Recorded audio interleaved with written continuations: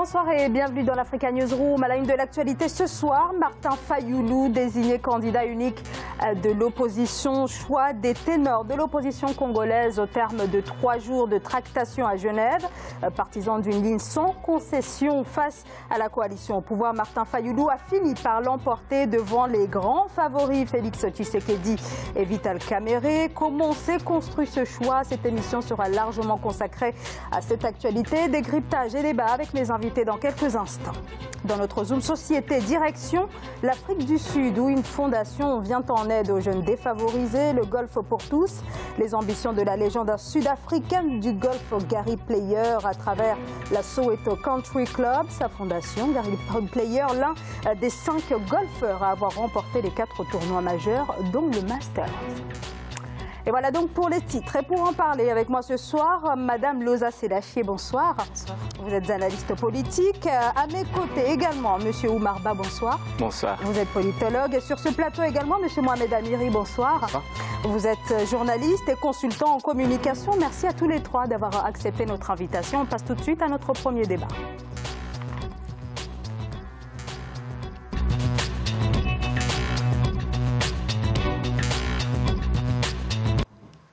Et c'est donc Martin Fayulu qui a été choisi pour porter les couleurs de l'opposition à la présidentielle du 23 décembre. C'est la première fois dans l'histoire de la République démocratique du Congo que l'opposition parvient à se doter d'un candidat unique. Martin Fayulu, candidat de la dynamique de l'opposition, ne faisait pourtant pas partie des favoris face à Félix Tshisekedi de l'UDPS ou encore de Vital Kamerhe de l'UNC. On écoute Francis Kalombo, porte-parole adjoint de Moïse Katumbi. Moïse Katumbi, qui était justement l'un des 7 ténors à avoir pris part à cette rencontre décisive de Genève. Martin Fayulu a été désigné ce dimanche 11 novembre à Genève, candidat commun de l'opposition à la présidentielle du 23 décembre prochain. 4 candidats étaient sur la liste, à savoir Félix Tshisekedi de l'UDPS, Vital Kamerhe de l'UNC, Freddy Matungulu de Congo-Nabiso et Martin Fayulu de l'ECD. Ici, au siège de son parti à Kinshasa, ce choix est salué. C'est la victoire de l'opposition tout entière. Ça, c'est ce qu'il faut que les gens retiennent. Parce qu'aujourd'hui, ce sont les 7 leaders de l'opposition qui se sont réunis. Ils ont tablé sur un certain nombre de paramètres que tout le monde n'a pas. Et ils ont estimé que la personne à qui ils pouvaient donner la charge de conduire l'opposition aux élections, c'est Martin Fayulu. Si le choix de Martin Fayulu est judicieux pour ses partisans, il n'en demeure pas moins que les bases des autres partis qui ne jurent que par la candidature de leur leader n'ont pas accepté cette désignation. Des tensions sont visibles, comme ici au siège provincial de l'UNC ou encore celui de l'UDPS. Le flambeau de la lutte de l'UDPS n'est ni entre les mains des fondateurs, ni entre les mains des cadres, mais c'est entre les mains de la base. Aujourd'hui, on nous a toujours demandé que nous ne nous réunissons pas avec les autres. Nous avons fait ça et on vient de nous rouler encore pour la seconde fois. Les leaders des partis ayant porté la candidature de Martin Fayulu auront donc un âpre travail auprès de leurs combattants. Quand on sait que l'Union pour la démocratie et le progrès social s'était un peu écartée de la ligne adoptée par les autres en prônant d'aller aux élections avec ou sans la machine à voter. Alors, on va pouvoir entendre Francis Kalombo dans quelques instants, mais on va quand même lancer le débat. Loza Selassie, on sait que Martin Fayulu ne faisait pas partie des grands favoris, c'était plutôt Félix Tshisekedi et Vital Kamerhe. Selon vous, qu'est-ce qui a motivé ce choix de Martin Fayulu? Bien, les rapports que j'entends, que je lis depuis ce matin, en fait, disent que c'est le candidat le moins clivant et pas forcément le plus rassembleur. C'est une façon de voir la même chose. Mais c'est-à-dire que je pense que ce choix s'est porté sur lui parce que Tshisekedi avait très bien dit qu'il boycotterait le résultat des élections, quel qu'il soit.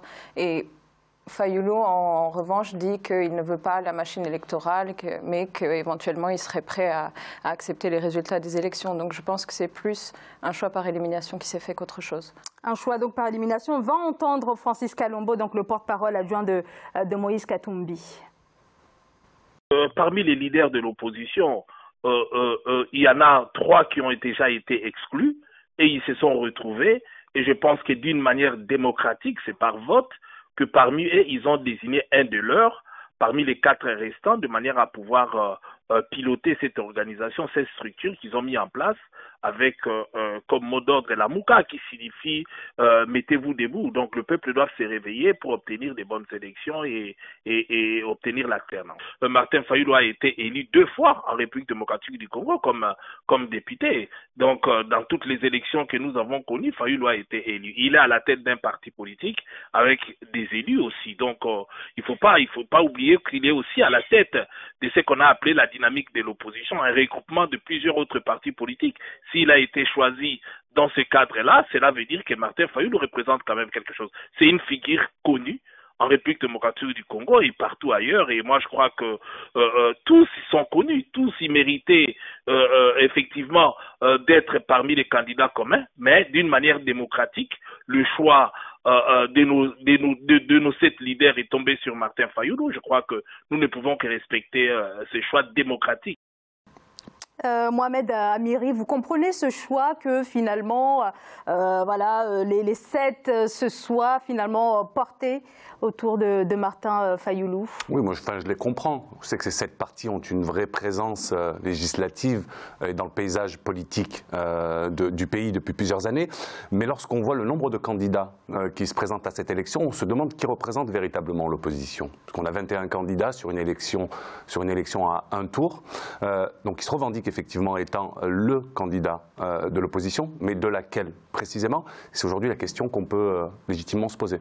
Alors la question aussi, c'est de savoir, est-ce que Martin Fayulu a suffisamment d'ancrage politique, de poids politique pour pouvoir faire barrage au candidat de la majorité présidentielle? Monsieur Ba. Je ne saurais répondre par l'affirmative ou par la négative, mais je pense qu'il faut d'abord interroger le procédé et le processus et les acteurs. Et à ce niveau-là, si on interroge le procédé, on se rend compte que ça s'est passé hors du pays. Or, dans un pays continent, du point de vue de la symbolique, de l'appropriation, cela pose problème. Deuxièmement, du point de vue du processus. Donc, les grands acteurs politiques majeurs, chacun devait cocher soit son nom d'abord et puis choisir un autre candidat à la base. Et donc, ils se sont éliminés entre eux. Et finalement, cela a profité à l'outsider, qui est Fayulu. Donc aujourd'hui, le challenge majeur de Fayulu, in fine, c'est de pouvoir, en tant qu'acteur qui a été représenté, désigné par les autres candidats potentiels ou déclarés, mais qui, comme l'a dit l'autre tout à l'heure, l'autre interlocuteur, comment vous appelez encore, Amiri, donc n'a pas pu, n'est-ce pas, ne pourra peut-être pas agréger la base. Et c'est là où on aura un problème fondamental, c'est que non seulement que l'opposition est éclatée, mais est-ce que la base réelle de ces différents candidats va laisser ces candidats qui ont déjà acté Genève de rentrer et de pouvoir dire que vous nous avez donné une onction légitimatrice préalable pour qu'on puisse battre campagne, mais maintenant nous nous rangeons derrière Fayulu. Et ça, c'est une grande interrogation. Attendons de voir les prochains jours. Moi, je mets une interrogation fondamentale sur cela. Je ne pense pas que les arrangements de Genève puissent permettre d'avoir une candidature pertinente qui puisse challenger le régime actuel. Je ne le pense pas. Mohamed Amiri, vous voulez intervenir? Non, moi je pense que je vous rejoins parfaitement là-dessus. Et la légitimité finalement de Fayulu n'est accordée que par ces 7 partis qui lui ont donné une extrême onction d'une certaine manière. Tandis que dans le paysage politique, on voit bien qu'il est totalement éclaté en République démocratique du Congo et que les semaines à venir, effectivement, nous montreront à quel point Fayulu a un vrai positionnement et une vraie place dans le débat politique et surtout la position qui est la sienne au niveau des suffrages qui vont être exprimés dans quelques mois. Loza Selachié. Je rejoins tout à fait ce qui a été dit. Je suis tout à fait d'accord sur le point de vue de la symbolique de pourquoi est-ce qu'ils ont dû se rencontrer à Genève. Je pense qu'il y a le même désarroi sur place. D'autre part, moi j'interroge la finalité de leur stratégie aussi. Est-ce qu'ils sont en train de désigner un candidat de transition pour avoir 2 ans ou de faire un demi-mandat et ensuite installer les réformes nécessaires pour avoir une réelle élection où tout le monde peut être candidat? Ou est-ce qu'ils n'ont pas été crédibles les uns et les autres et donc comme monsieur dit c'est l'outsider qui a gagné? Pour moi c'est encore assez flou en fait où ils essayent d'aller avec cette coalition. Donc, pareil, de votre côté, Oumar Ba, vous ne comprenez pas, ou en tout cas, vous interrogez réellement la volonté de l'opposition autour de ce candidat Non seulement que j'interroge cette volonté, mais aussi j'interroge le médiateur qui est l'ONG, la fondation Kofi Annan. Ce n'est pas son rôle d'être le médiateur d'une opposition. Son rôle, c'est d'observer peut-être les élections ou bien d'accompagner à travers une assistance électorale. Mais lorsqu'on rentre dans l'organisation des chapelles politiques internes à un régime politique, un système d'une nation, on fait ce qu'on appelle de l'intrusion dans le système politique. Or, les élections relèvent avant et après tout de la souveraineté nationale. N'en déplaise à la fondation Annan, elle n'a pas le droit, sur le plan international, de s'immiscer de façon flagrante dans le système politique interne. Et là, je parle en tant qu'expert de la discipline. Maintenant, je ne prends pas position pour le pouvoir non plus. Je n'ai aucun lien avec la RDC, ni direct ni indirect. Je dis ce que je pense et ce que je vois. Ce que je vois, c'est qu'on est aujourd'hui en train d'infantiliser les Africains, à vouloir chercher toujours un mentor externe, alors qu'on doit s'approprier, s'affirmer et parler au peuple. Le légitimement par excellence, c'est le peuple qui... Parce que la démocratie, c'est qui? C'est pas Genève. La démocratie, c'est le démos et le kratos. Le démos, c'est le peuple et le kratos, c'est le pouvoir du peuple. Donc ça va se passer en RDC et nulle part ailleurs. Il faut que les intellectuels africains sachent qu'ils sont en retard par rapport aux populations qui attendent qu'ils eussent un programme fiable, une vision claire, une proximité vis-à-vis du peuple et une volonté de libérer les énergies et de les encadrer.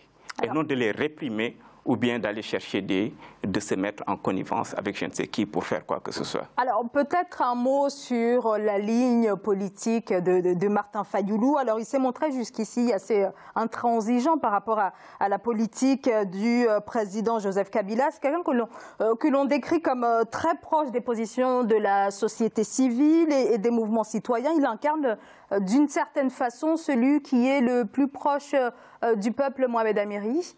Oui, enfin, dans ses propositions, effectivement. Alors, est-ce que ce n'est pas démagogique aussi que de présenter un programme dans lequel, du reste, il n'y a aucun élément environnemental? Alors, quand on sait que le bassin du Congo est un poumon pour l'humanité, au même titre que la forêt amazonienne, moi, c'est une question, en tout cas, je dirais moi, et puis de là où nous sommes aussi, c'est une question sensible à laquelle, en Occident, je dirais, en Europe, on est peut-être davantage impliqué sur toutes ces questions d'écologie et d'environnement. Or, ce n'est pas présent. Parenthèse fermée. Pour le reste, effectivement, on est sur des propositions qui peuvent plaire à tout le monde. Après, est-ce qu'elles sont faites justement pour ça ou réellement pour redresser l'économie de la République démocratique du Congo? On le verra à l'avenir. Loza Sédachier. D'après le communiqué qu'il y a eu après qu'ils aient déclaré que c'était leur candidat commun, les déclarations qui sont dedans sont d'ordre assez général, de commencer l'alternance, d'ancrer la démocratie. Il n'y a pas vraiment de programme politique ou au moins 3 ou 4 points sur lesquels ils sont tous d'accord politiquement.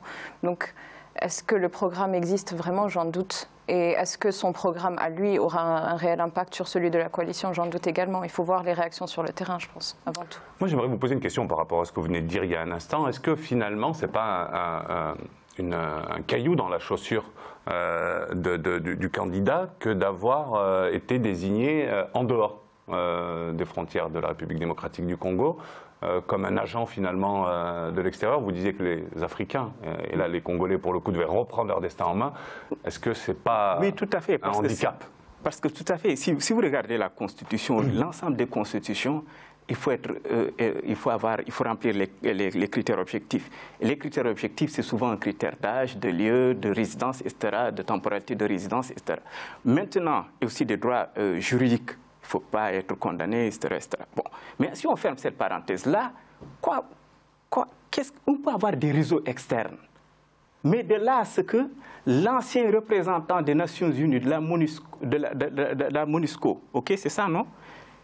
Qui a été de 2007 à 2010 le représentant des Nations Unies, qui devient président de la Fondation Annan et qui agrège l'opposition pour la dire, mettez-vous d'accord, élisez quelqu'un pour aller combattre un régime. Ça n'a pas de sens, c'est une aberration juridique et diplomatique. Et c'est là où je dis qu'il faut que les Africains sachent ce qu'ils veulent. Est-ce que nous voulons être des enfants éternels ou bien est-ce que nous voulons prendre notre destin en main? Maintenant, à chaque peuple, à chaque citoyen, à chaque élite de prendre sa responsabilité. D'ailleurs, si vous regardez le secrétaire général du parti de Tshisekedi, qu'est-ce qu'il dit? Il dit que c'est une trahison à la République. Ça a été le commentaire qu'il a fait. Et l'autre parti de l'UNC également a les mêmes positions.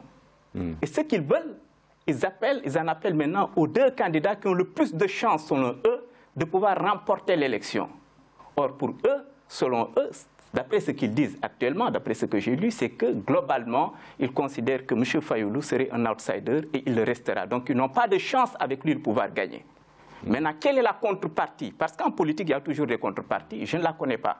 Il faut avoir l'humilité de le dire. Je ne connais pas les contreparties. Mais je pense que, techniquement, c'est une faute. Stratégiquement, c'est une faute.